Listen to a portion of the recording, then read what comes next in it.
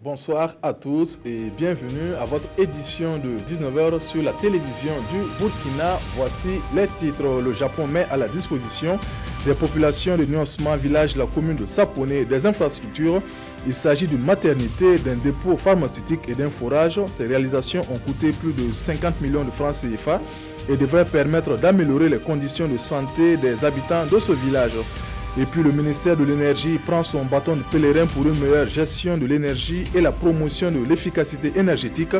La cible choisit la frange jaune de la population et pour cela la jeunesse de Waïguya a été conviée à une conférence sur cette question qui se pose avec acuité au Burkina Faso.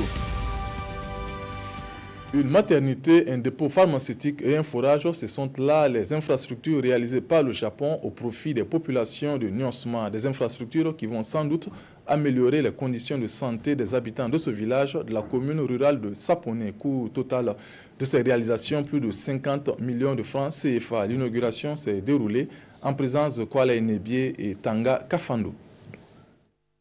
Fin de calvaire pour les femmes du village de Nyonsma dans la commune de Sapone. Avec l'inauguration de ces infrastructures composées d'une maternité et d'un forage, elles n'auront plus besoin de faire des kilomètres pour rejoindre la maternité la plus proche. Et le bon samaritain, l'ambassade du Japon au Burkina Faso. La première priorité de notre coopération serait d'abord l'agriculture. Deuxièmement, c'est la santé.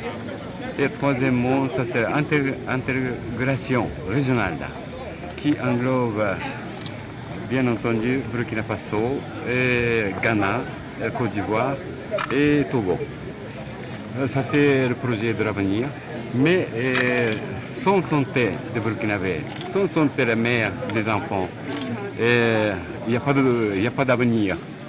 C'est pour ça que nous mettons toujours l'accent sur la maintenance de la santé.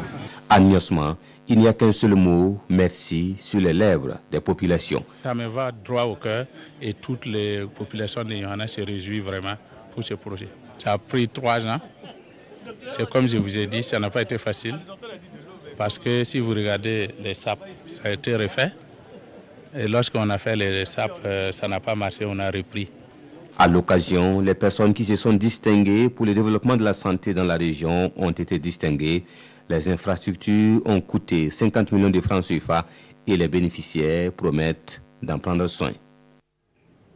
La journée internationale du diabète commémorée chaque 14 novembre a été célébrée en différé à Bobo Dioulasso ce 18 novembre. L'association burkinabé d'action contre le diabète et le Lions Club ont organisé une matinée de sensibilisation contre cette maladie qui touche plus de 400 millions de personnes à travers le monde. Des communications et projections de films étaient au programme. Maneka Yena Amadou Lougué. Quand différents acteurs de Bobo Dioulasso se donnent la main pour gagner la bataille contre le diabète, le personnel soignant, le Lions Club et la section régionale de l'Association burkinabé d'action contre le diabète sensibilisent ici sur la maladie, une maladie qui tue chaque année plus de 2 millions de femmes dans le monde. D'où le thème de cette journée commémorative, les femmes et le diabète. On ne peut pas vraiment dire que le diabète a un visage féminin. Parce que les hommes, autant que les femmes, sont touchés par le diabète. Mais ce que nous constatons dans notre pratique quotidienne, c'est que les femmes, elles viennent plus souvent se prendre en charge. Selon les données de l'OMS, plus de 400 millions de personnes à l'échelle mondiale souffrent de diabète. Dans la région des Hauts-Bassins, environ 200 diabétiques sont recensés par les structures de lutte. L'accès aux soins reste encore la difficulté majeure des diabétiques. Par mois, au minimum, vous avez entre 15 et 20 000 francs au minimum. Mais ça va plus que ça. Quand on parle seulement des médicaments, les examens, la glycémie qu'il faut faire, et les autres examens médicaux complémentaires, bon, en tout cas, ça devient une charge énorme pour les diabétiques. Et ça joue aussi sur les paniers de la ménagère. Une fois déclaré, le traitement contre le diabète est à vie. La pratique du sport, une alimentation moins grasse et moins sucrée sont entre autres les moyens préventifs contre le diabète.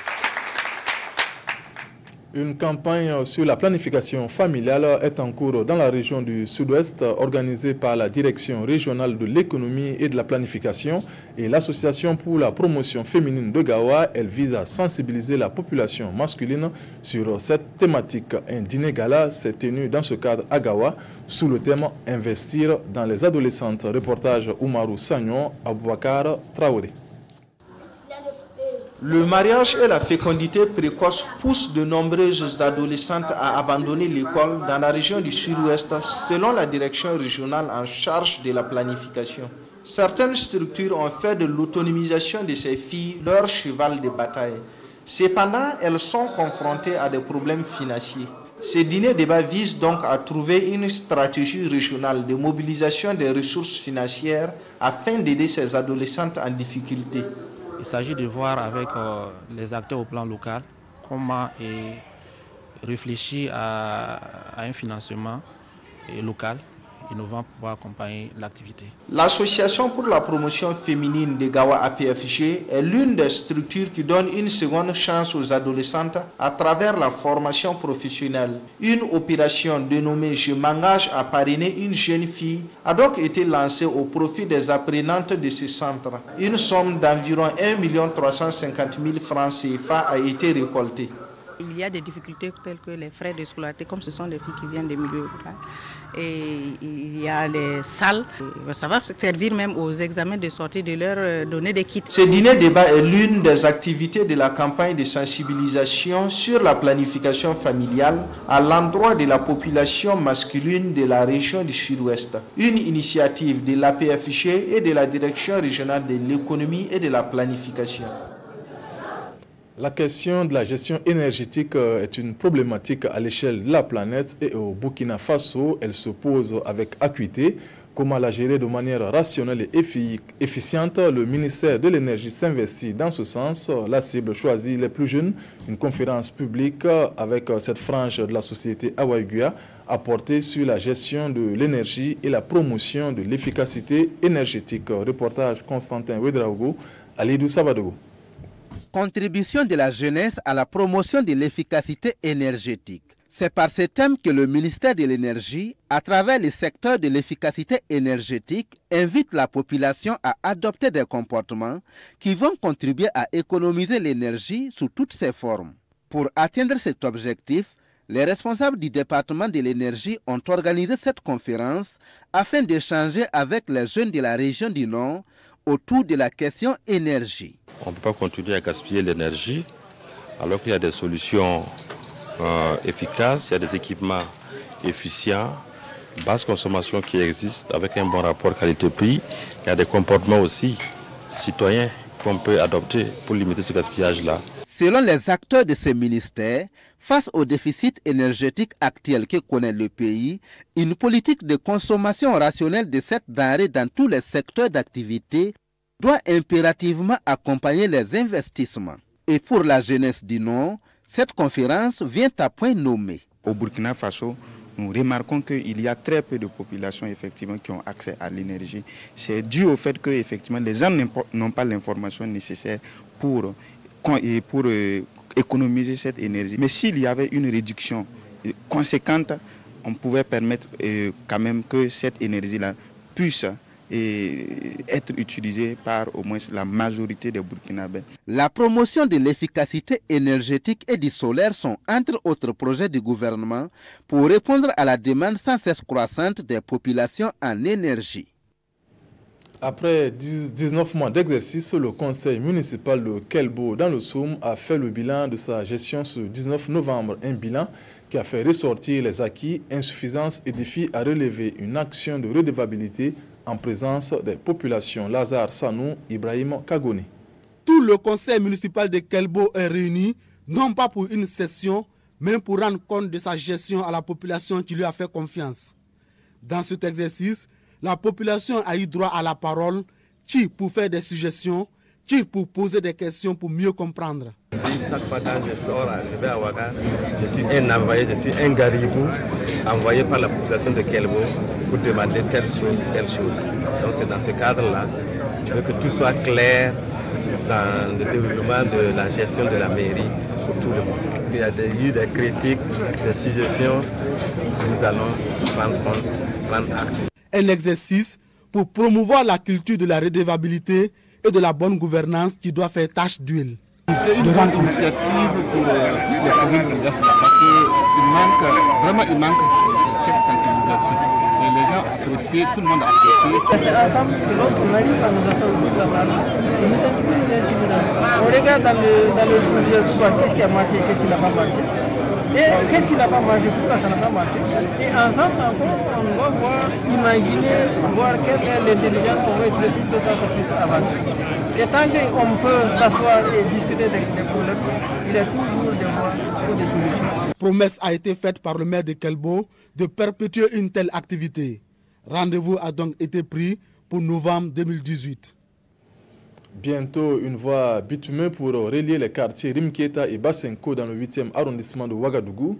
L'initiative vient des populations qui ont mené une collecte de fonds pour la réalisation de ce projet. Le lancement des travaux avec Issa Kafando et Nathalie Savadogo Nabaloum. Les habitants du quartier Nogué dans l'arrondissement 8 de Ouagadougou prennent en main le développement de leur quartier.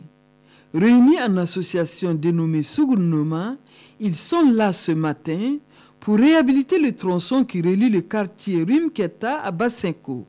Et cette activité a vu le jour grâce à une collaboration avec l'ABF, l'association burkinabé de faune Raising. C'est la grande voie du quartier, donc elle est totalement coupée. Donc en ce mois de novembre, si vous voyez déjà qu'il y a l'eau, donc c'est vraiment à l'hivernage on souffre, pendant la sécheresse on souffre. Nous, on doit prendre conscience, on doit nous-mêmes se donner. On doit aider les politiciens à, comment on appelle, à gérer le pays. Si nous avons fait le déplacement ici aujourd'hui, nous n'hésitons pas et nous n'avons jamais hésité à les soutenir parce que le bien-être des populations incombe nous tous. Et l'ABF s'est engagé à le faire à travers son programme Change the Game.